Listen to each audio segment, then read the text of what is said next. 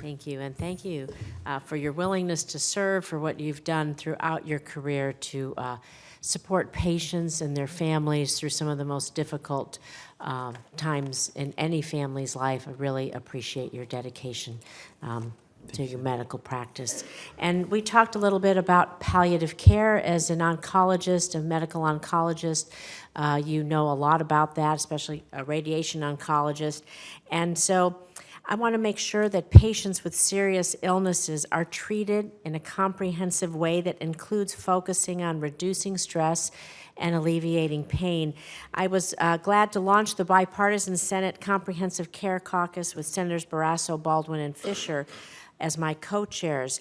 We're using this as a way to improve access to palliative care and care coordination and address issues impacting caregivers, and I know the importance of this firsthand. For example, near the end of her life, my mother suffered from a tumor on her spine and needed palliative radiation therapy, not curative. She was terminal, but it was going to help reduce her pain for the rest of her life, and it was really important for the quality of life. So I have two questions for you. What else could the FDA be doing to advance options for palliative care, and how can we balance the variety of patients' needs, including that of palliative care, when we look at how the FDA evaluates drugs and devices for safety and efficacy? Thank you, Senator, for this question. As you know, I expressed in our meeting a very special feeling toward the supportive care and palliative care of our patients. As a cancer doctor, that is incredibly important and some of the best things that you can do for people as they end their life. So it's a really interesting question, Senator, particularly as we think about what are the endpoints that can be used in clinical trials for drug approvals. There's a lot of great work going around in this country looking at what those endpoints are, what endpoints matter to patients, and what are the most important in the palliative setting. Mm-hmm. And I think there's great opportunity for us to look at those endpoints and see how that can be incorporated in the drug and the device pathways to actually help in the palliative care setting. So I look very much forward to working with your caucus on that if I'm fortunate enough to be confirmed. Thank you. I want to move on to a little bit more in the research area, too. We all are aware of the successful research that led to cannabidiol. I'm probably not saying that right. It's used to treat seizures in children who suffer from a severe form of epilepsy. So we want to find new treatments that have fewer side effects or are more effective.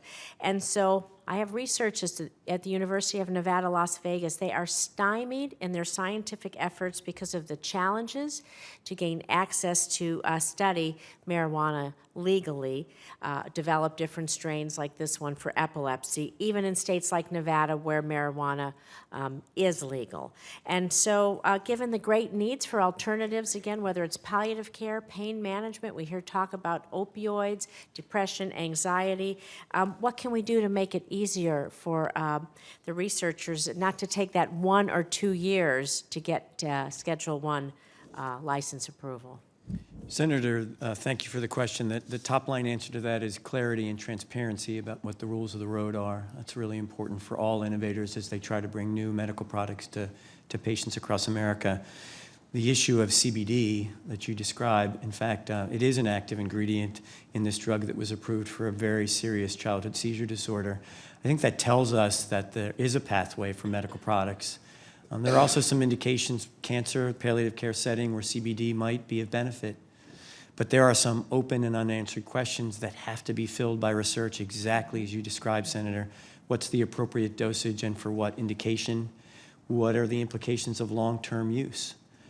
I think unsubstantiated claims, like we see in the marketplace, are of concern in terms of things like curing Alzheimer's or cancer. So and could it you needs help to be us supported speed by up data. that process for researchers, just to even get you this data so we can do what we need to do if you're lucky enough to be confirmed? Senator, huge supporter of research and getting clarity and transparency around the processes to allow us to get the medical products to patients. Thank you. Thank you.